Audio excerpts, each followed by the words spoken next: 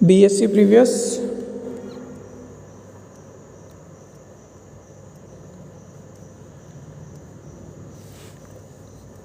देखो, कल हम पढ़ रहे थे इंटरफेरेंस।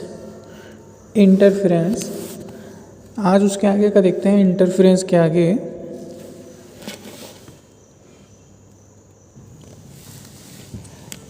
देखिए, इंटरफेरेंस के आगे हमने इंटरफेरेंस पढ़ते पढ़ते कुछ टर्म्स निकाल लिए थे। जैसे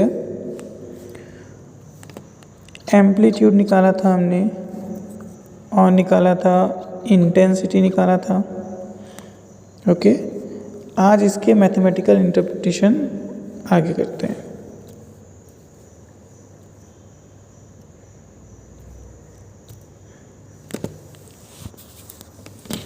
देखिए, कल हम देख रहे थे एक तरंग था y1 is equals to a1 sine of omega t। Okay, दूसरा था y2 is equals to a2 sine of omega t plus 5। ये ऐसा, अच्छा सॉरी, ये ऐसा।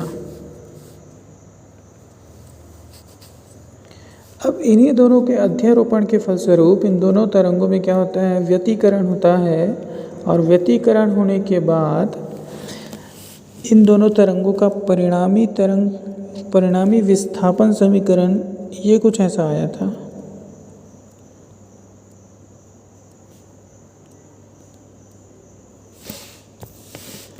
ए sine of omega T plus theta. Okay, y is equals to A sine of omega T plus theta. यहाँ पे ये जो a है, ये क्या है, एम्पलीट्यूड, परिणामी आयाम।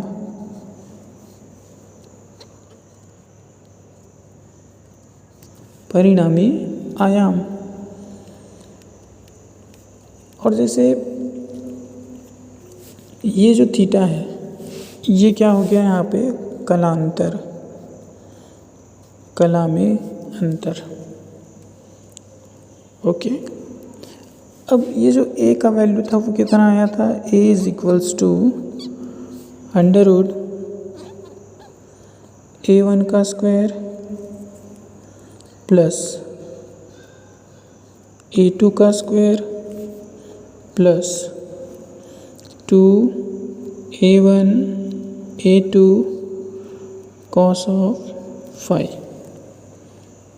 ओके,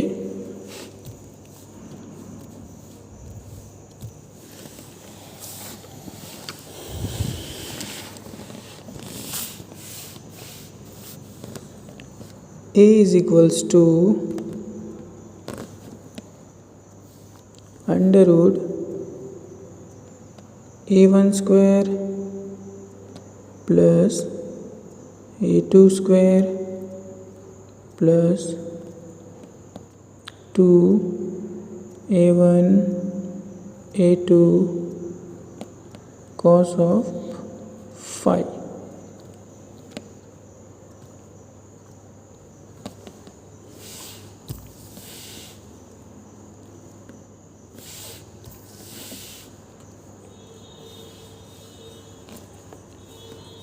इसके वजह से I था, तो I इज इक्वल्स टू, ये हमने निकाला था। अच्छा, मैं पीछे से हट के चलता हूँ। I इज़ प्रोपोर्शनल टू निकाला था हमने a का square, I is proportional to a square, या I is equals to finally क्या आ रहा था, k a का स्क्वायर। k क्या है, एक कांस्टेंट है, k is an constant. Okay, अच्छा, इस a स्क्वायर का वैल्यू रख दो तो I is equals to finally हमको जो मिला था, फाइनली ये हमको मिला था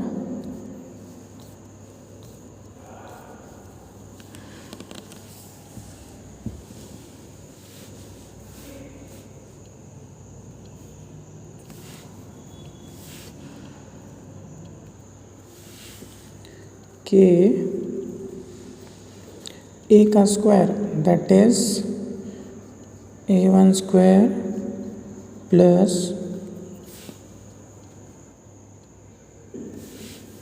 a2 का square plus 2a1 a2 cos of phi। Okay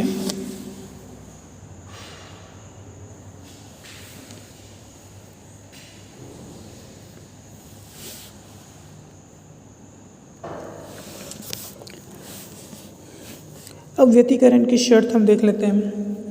व्यतिकरण की शर्तें हैं जैसे समपोषी व्यतिकरण है और विनाशी व्यतिकरण।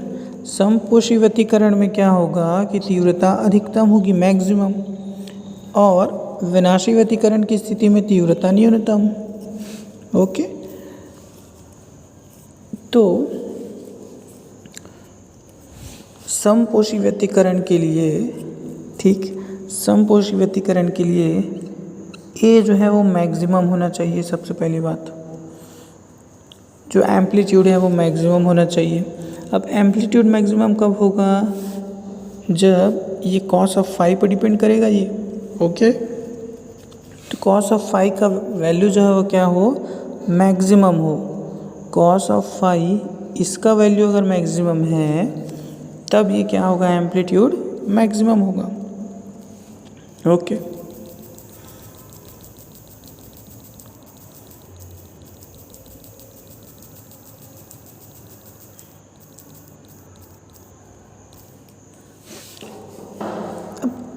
सबसे पहला कंडीशन है समपोषी व्यतिकरण।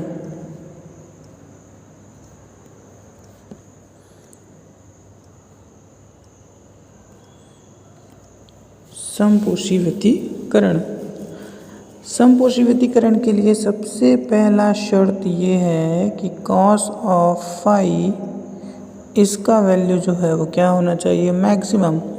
अब सबको पता है कि कॉस थीटा का मैक्सिमम वैल्यू जो होता है वो +1 होता है। अब +1 होने के लिए फाई का वैल्यू क्या होना चाहिए? फाई का वैल्यू जो है वो या तो 0 हो, या 2 पाई हो, या 4 पाई हो, या 6 पाई, ऐसा कोई भी इवन पाई होना चाहिए। ओके, तब की कंडीशन में क्या होगा? मैक्सिमम होगा।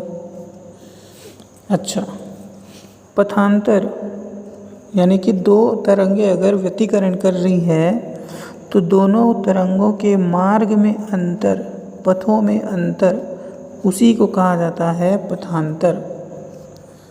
ये पथांतर जो है वो λ/2 पाई का क्या होना चाहिए? फाई का λ/2 गुना होना चाहिए।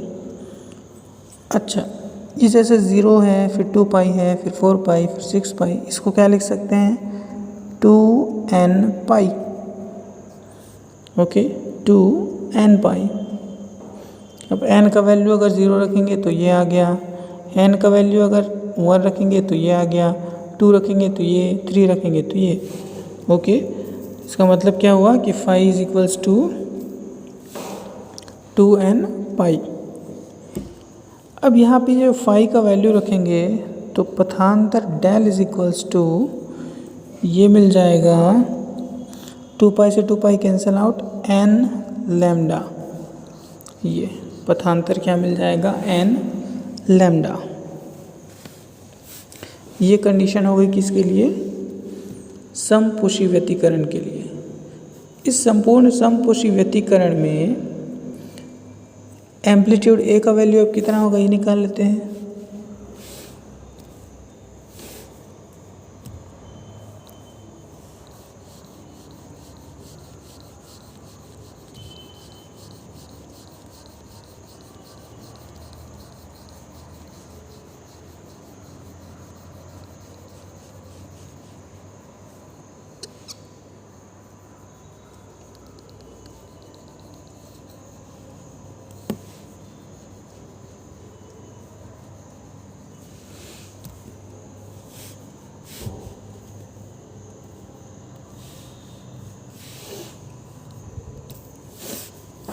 इस कंडीशन में देखिए कॉस ऑफ फाई का वैल्यू क्या हो जाना चाहिए, 1 हो जाना चाहिए। इसके लिए ए का वैल्यू अब क्या हो जाएगा, रिड्यूस हो जाएगा a1 स्क्वायर प्लस a2 का स्क्वायर प्लस a3 का plus 2a1 a2 cos of phi का वैल्यू तो 1 है। ओके, इसको अगर और सिंप्लीफाई कर दें तो ये हमको मिलेगा a1 प्लस a2। ये किसका वैल्यू है अभी, maximum value of amplitude, maximum value of amplitude. Okay, अब मैक्सिमम वैल्यू ऑफ इंटेंसिटी निकालना है, मैक्सिमम वैल्यू ऑफ इंटेंसिटी। इसके लिए क्या करेंगे भाई, I maximum is equals to, अब क्या होगा, I maximum is equals to, अच्छा पहले हम पढ़ चुके हैं कि I is proportional to A का स्क्वायर, यहाँ से क्या आएगा, I is equals to k A का स्क्वायर। ओके, तो I maximum is equals to क्या हो जाएगा, के A मैक्सिमम का स्क्वायर। तो इसलिए अब K into A maximum square ये कर देते हैं, तो ये हो गया K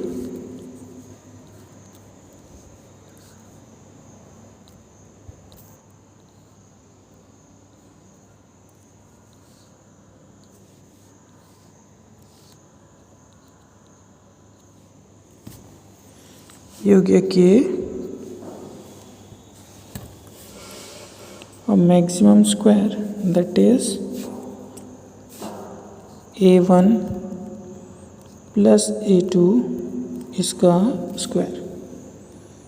I maximum is equals to क्या आ गया, K into A1 plus A2 whole square. Okay, ये तो कंडीशन हो गया किसके लिए, समपोषी व्यतिकरण के लिए। इसको नोट डाउन करके रखे रहना, ये ए मैक्सिमम और आई मैक्सिमम किसके लिए, समपोषी व्यतिकरण के लिए। अब चलते हैं विनाशी व्यतिकरण।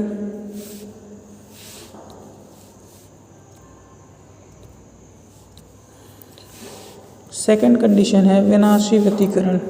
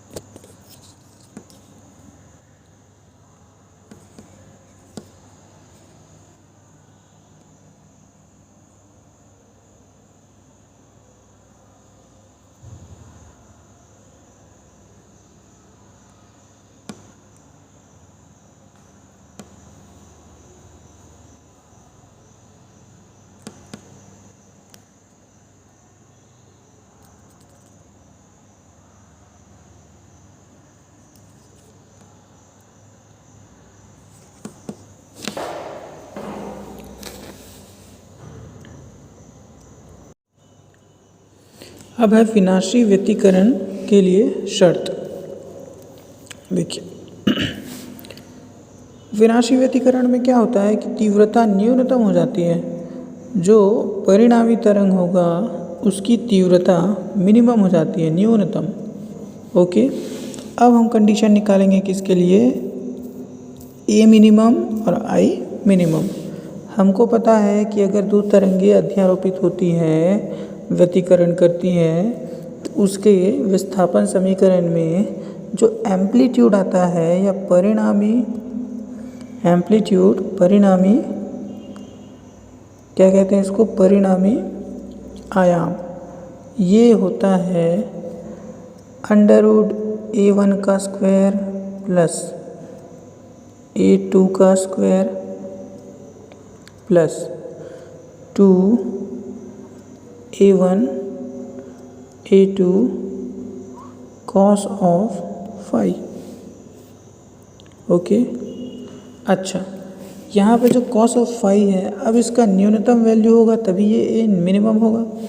तो ए के मिनिमम होने के लिए या ए के न्यूनतम होने के लिए किसको न्यूनतम होना पड़ेगा, cos ऑफ फाई को न्यूनतम होना पड़ेगा। और cos ऑफ फाई का न्यूनतम मान क्या होता है, cos ऑफ थीटा का न्यूनतम मान होता है -1। ये कब पॉसिबल है भाई, cos ऑफ फाई का मान -1 कब पॉसिबल है, जब फाई का वैल्यू क्या हो, या तो पाई हो दैट इज़ 180 डिग्री, या फिर हो 3 पाई 270 डिग्री, या फिर 5 पाई, या ऐसा किया जा सकता है। इसका मतलब क्या हुआ, phi is equals to 2n+1 pi. अब देख लो, n की जगह अगर हम 0 रखेंगे तो ये वाला आ गया, n की जगह अगर हम 1 रखेंगे तो ये वाला आ गया, n की जगह अगर 2 रखें तो ये आ गया। ओके, इस प्रकार से बढ़ता जाएगा। दैट इज़ फाई का वैल्यू जो है वो कितना होना चाहिए, 2n+1 फाई। अच्छा, अब दोनों तरंगों के बीच में पथांतर, मतलब पथ में अंतर, मार्गों में अंतर, ये कितना होना चाहिए, पथांतर डेल इज इक्वल्स टू λ/2 पाई का समगुणक होना चाहिए, क्या, कलांतर। ओके, ये कलांतर क्या है भैया, अब देखो 2n+1 पाई, ये पाई से pi cancel out. Okay, finally पथांतर डेल का वैल्यू कितना मिला हमको, 2n+1/2 लैम्डा। ओके,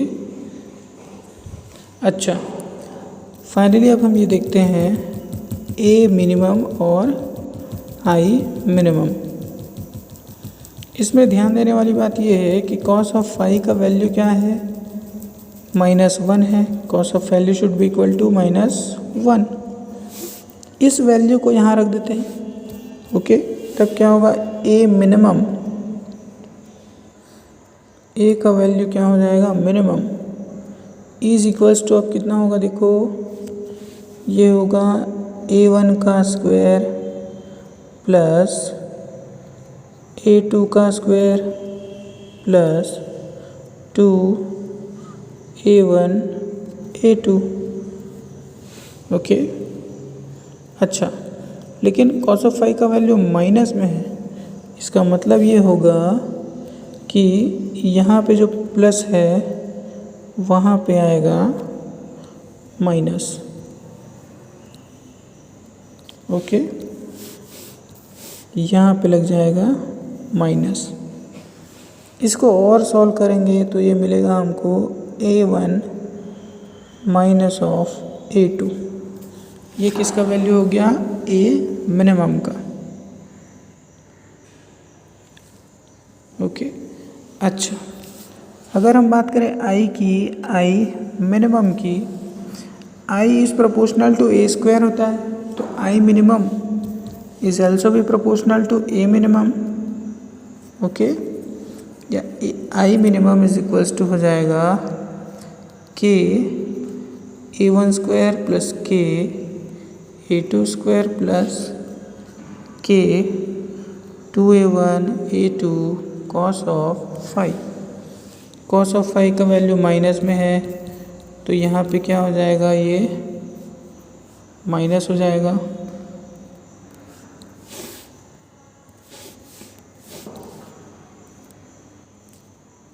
ये जो है वो माइनस हो गया। ओके,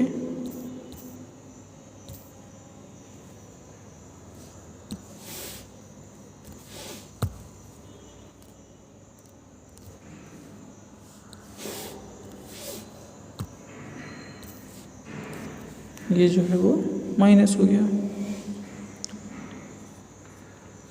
अब सब में से के कॉमन है, अब बच गया क्या, a1 माइनस a2, या इसको कर सकते हैं हम i1 प्लस i2। ओके, या i minimum is equals to i1 plus i2 minus 2i1 i2। Okay, ये है ए मिनिमम के लिए, ये है आई मिनिमम के लिए। ये सेकंड कंडीशन हो गया विनाशी व्यतिकरण।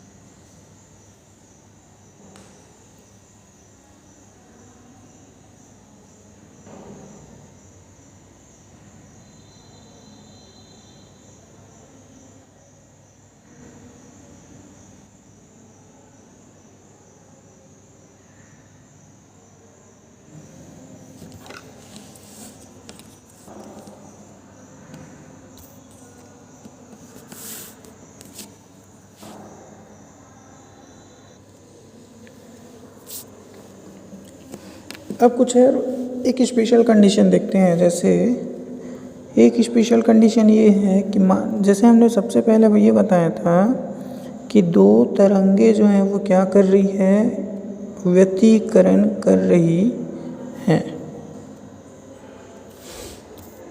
दो तरंगे जो हैं वो व्यतिकरण कर रही है। एक तरंग है y1 और एक तरंग है y2। Sine of omega T, फिर sine of omega T plus 5। Okay, ये दो तरंगे क्या कर रही हैं, व्यतिकरण कर रही है। अच्छा, अगर इन दोनों तरंगों का आयाम बराबर हो तो a1 is equals to a2, अगर ये कंडीशन हो तो इस कंडीशन के लिए आप फाइंड आउट करते हैं क्या क्या वैल्यूज़ आएंगे हमारे पास। जैसे हमने सबसे पहले बताया कि a मैक्सिमम समपोषी व्यतिकरण के लिए क्या होता है, a का वैल्यू जो है वो मैक्सिमम होता है और कितना होता है, a1 प्लस a2। ओके, तो इस कंडीशन में देखो भाई a1 is equals to a2 माने हैं तो इसको a मान लो, फाइनली क्या मिलेगा 2a। इस कंडीशन में एम्पलीट्यूड कितना होगा 2a। अब I maximum that is intensity maximum, इसका वैल्यू कितना होगा,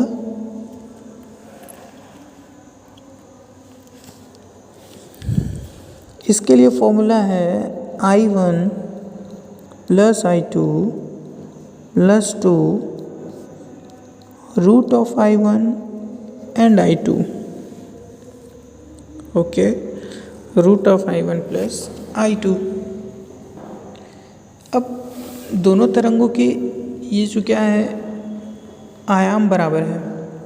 जैसे पहले तरंग की अगर हम बात करें तो पहले तरंग की तीव्रता I ये प्रोपोर्शनल होगा A1 के स्क्वायर के, और दूसरे तरंग I2 ये भी प्रोपोर्शनल होगा किसके, A2 की। अब देखो A1 और A2 को हम बराबर माने हैं, यहाँ से उसको क्या के बराबर मान लिए हैं, इस A के बराबर मान लिए हैं। ओके, तो यहाँ पर ये क्या हो जाएगा, ये और ये दोनों इक्वल हो जाएगा। इसका मतलब क्या है कि I1 और I2 का मान इक्वल हो जाएगा। I1 is equals to I2। अब ये I1 is equals to I2 का value, that is I1 is equals to I2, इसको नया चीज़ नाम दे दो I। तो जहाँ I1 और I2 दिख रहा है वहाँ पे I रख देते हैं। ओके, तो I मैक्सिमम हमको मिल जाएगा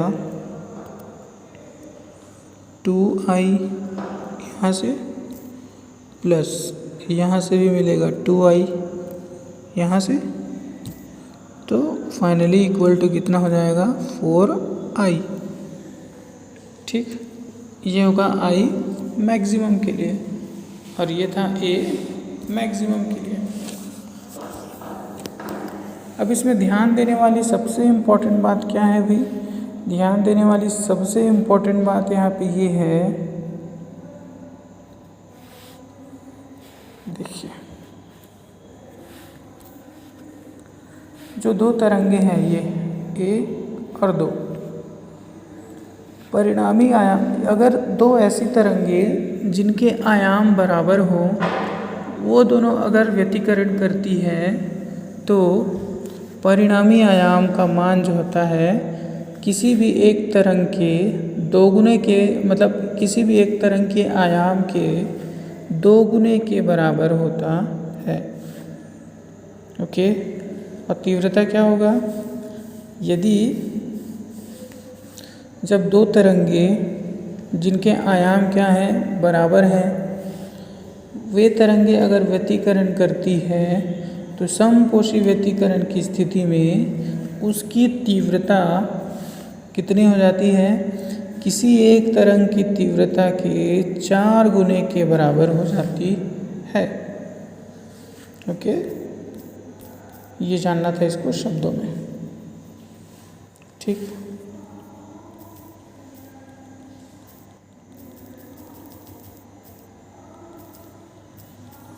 ये तो हो गया समपोषी व्यतिकरण के लिए। अब चले आते हैं विनाशी व्यतिकरण में क्या होगा भाई। विनाशी व्यतिकरण के लिए, विनाशी व्यतिकरण के लिए ए मैक्सिमम नहीं होता है, क्या होता है, ए मिनिमम होता है।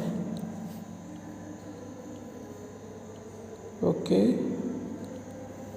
ए जो है वो मिनिमम होता है, that is a minimum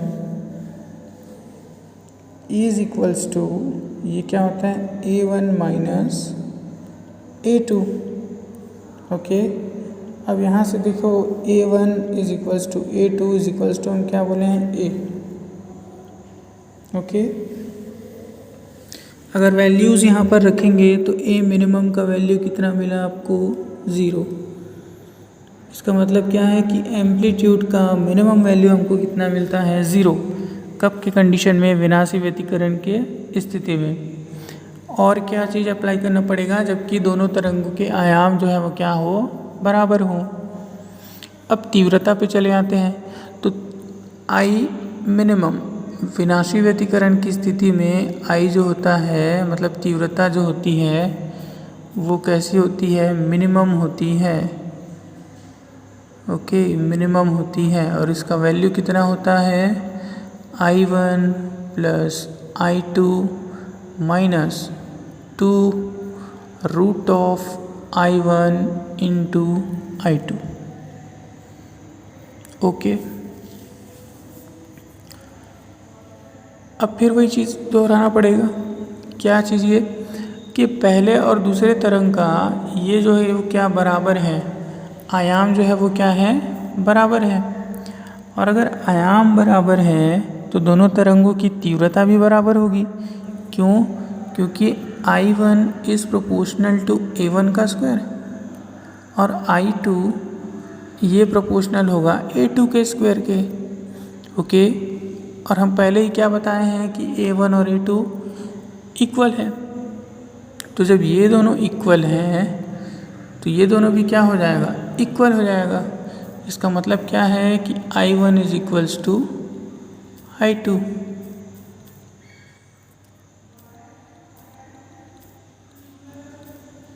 I1 is equals to I2। इसको हम इक्वल मान सकते हैं किसके, I के। अब ये वैल्यूज़ भी यहाँ पे रख दो, यहाँ पर। ओके, तो अगर हम I इज इक्वल्स टू मतलब I1 और I2 की जगह क्या रख देते हैं, I रख देते हैं, तो I मिनिमम का वैल्यू कितना मिल जाएगा, यहाँ से मिलेगा हमको 2I। और ये बीच में क्या है, माइनस है। देखो यहाँ पे क्या है, माइनस है, तो माइनस, फिर ये 2 का क्या आएगा, 2 आएगा, फिर अंडर रूट I1 I2 दोनों इक्वल हैं तो I स्क्वायर से I बाहर, तो ये क्या हो गया, I। ओके, तो 2I माइनस 2I, इसका मतलब क्या होगा,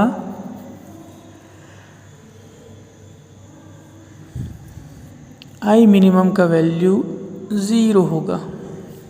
ओके, 0 मतलब विनाशी व्यतिकरण की परिस्थिति में न्यूनतम तरंग कितना होता है, 0 होता है। सॉरी, न्यूनतम तीव्रता कितनी होती है तरंग की, 0 होती है।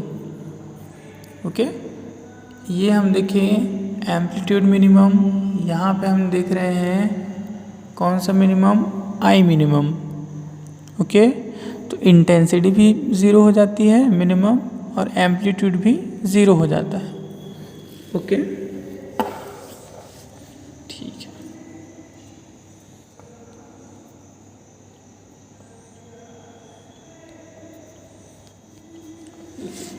तो व्यतिकरण इंटरफेरेंस से रिलेटेड कुछ इम्पोर्टेंट टर्म्स जो है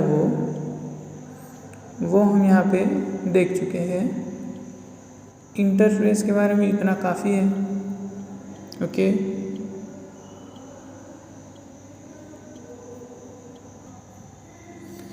एक लास्ट टॉपिक हम यहाँ पे ये देख लेते हैं कि इंटरफेरेंस के लिए शर्त क्या है, कंडीशंस फॉर द इंटरफेरेंस, व्यतिकरण की शर्त।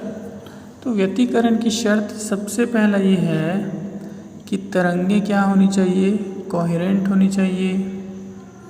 कोहेरेंट का मतलब क्या होता है, समान कला में होनी चाहिए, दोनों तरंगे कला संबद्ध होना चाहिए। ओके, दूसरा, दोनों तरंगे जो है वो मोनोक्रोमेटिक होना चाहिए। मोनोक्रोमेटिक मतलब एक वर्णी होना चाहिए। श्वेत प्रकाश एक वर्णी कहने का मतलब है सिंगल कलर का होना चाहिए, मल्टी कलर का नहीं। ओके, तीसरा इम्पॉर्टेंट चीज़ है कि दोनों का एम्पलीट्यूड अप्रॉक्सीमेटली इक्वल होना चाहिए। ज़रूरी नहीं है कि एकदम इक्वल, अगर एकदम इक्वल है तब तो बहुत अच्छी बात है। तब तो क्या होगा कि जब व्यतिकरण होगा तो संपोषी व्यतिकरण के समय में तेज चमकेगा और विनाशी व्यतिकरण के समय पे पूरा काला दिखाई देगा, फिर तेज चमकेगा, फिर काला दिखाएगा। और अगर दोनों के आयाम बराबर नहीं हैं तो इसमें डेविएशन उत्पन्न हो जाएगा और संपोषी व्यतिकरण की स्थिति में चमकीला तो दिखेगा लेकिन बहुत ज़्यादा चमकीला नहीं दिखेगा। विनाशी व्यतिकरण की स्थिति में पूरा अंधकार तो नहीं दिखेगा, पूरा काला तो नहीं दिखेगा, हल्का सा चमक दिखाई देगा। ओके, तो एक आदर्श व्यतिकरण के लिए इसका वैल्यू जो है वो कितना होना चाहिए, अप्रॉक्सीमेटली इक्वल होना चाहिए या लगभग बराबर ही होना चाहिए, मान के चलो। चौथी चीज़ कि दोनों तरंगे एक ही दिशा में गमन करती होनी चाहिए। ओके, वन डायरेक्शनलिटी होना चाहिए, एक ही दिशा में गमन करते होना चाहिए। ओके,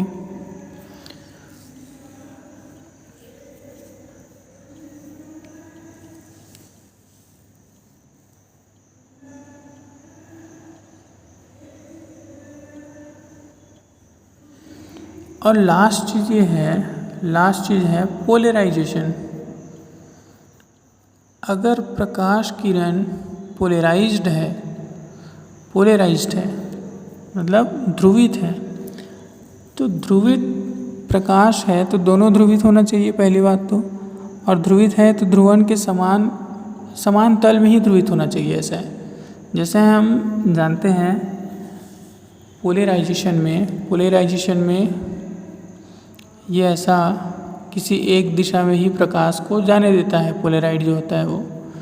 तो जैसे ये इस दिशा में जा रहा है, ऐसा भी हो सकता है कि कोई पोलराइड इस दिशा में भेज रहा है, तो दोनों अलग अलग दिशाएं में हो गई, तो इन दोनों में व्यतिकरण इम्पॉसिबल है।